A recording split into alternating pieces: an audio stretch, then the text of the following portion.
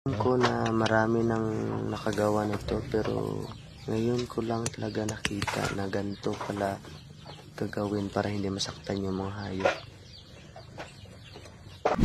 Kung mawawala ang susi natin sa bahay, ito lang palang dapat gawin. Galing. Sa mga hindi marunong mag-drawing dyan guys, ito na para sa atin. Galing yung idea ito. Try nyo nga to guys. Bilib talaga ako dito guys, dahil ang galing.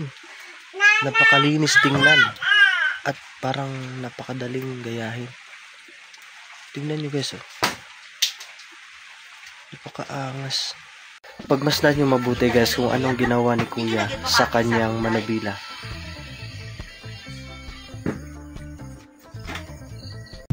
Kapag wala ng kapit ang cake ng ating motor, ito lang pala ang dapat. Galing. Napakatibay. Ang galing ng idea na to. Kapag sinaidstand yung motor, hindi makakambyo. Galing. Ito lang pala yung technique kapag mahirap tanggalin yung sirang bearing nyo. Try nyo to guys. Galing. Napakataba talaga ng utak ng tao to guys. Namangha talaga ako. Dahil hindi ko in-expect. Yung tsinelas, ginawa niyang sabitan ng cellphone. Tingnan nyo guys. Ang galing, diba?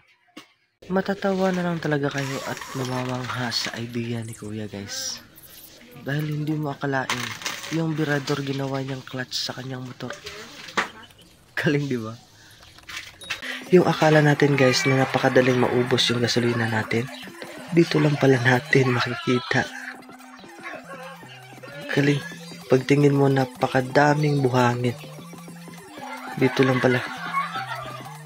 So guys, nahulog sa kanal yung barya niya at kumuha siya ng transparent na plastic. Tingnan niyo guys. Galing. Nakita niya agad yung barya.